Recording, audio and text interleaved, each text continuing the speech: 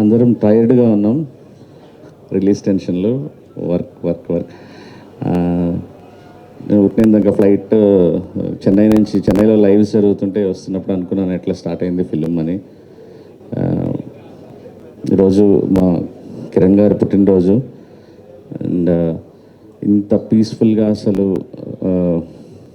ఒక హీరోని మేము ఇలా తల మీద మోసుకెళ్ళాల్సిన పని లేకుండా ఆయన మాతో పాటు కలిసి నడుస్తూ మమ్మల్ని ముందుకు పుష్ చేస్తూ ఈరోజు వరకు కూడా ఒక్క క్రియేటివ్లో ఒక్క దాంట్లో కూడా వేలు పెట్టకుండా మాకు ఫుల్ ఫ్రీడమ్, ప్రొడ్యూసర్స్కి కానీ మా డైరెక్టర్కి కానీ అందరికీ ఫ్రీడమ్ ఇస్తూ తనంత మంచి సక్సెస్లో ఉండి మేము కథ చెప్పిన వెంటనే మీ మీద నమ్మకం ఉంది, మీరు సినిమాని ప్రేమిస్తారు,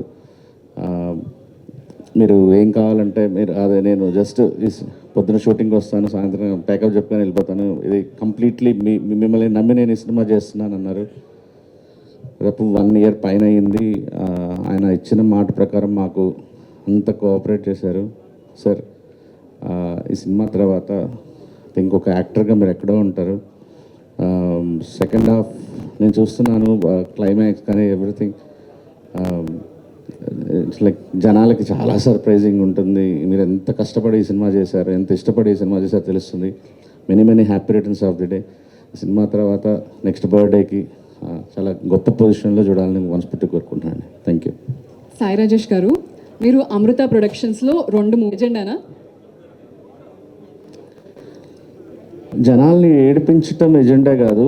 అంటే ఒక్కొక్క ఫిల్మ్ మేకర్ డైరెక్టర్కి ఒక్కొక్క ఎజెండా ఉంటుంది. అంటే కొంతమంది ప్రొడ్యూసర్స్కి కానీ డైరెక్టర్ కానీ వాళ్ళు చాలా ఆడియన్స్ చాలా కష్టాలు పడి వచ్చి టికెట్ కొనుక్కొని లోపలికి వస్తారు.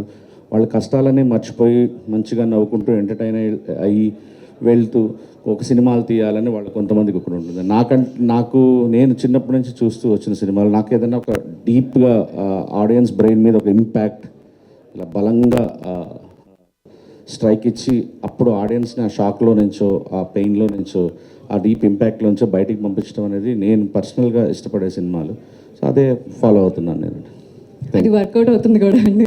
చెన్నై లవ్ స్టోరీలో చాలా చాలా చాలా గట్టిగా వర్కౌట్ అవుతుంది. Thank you.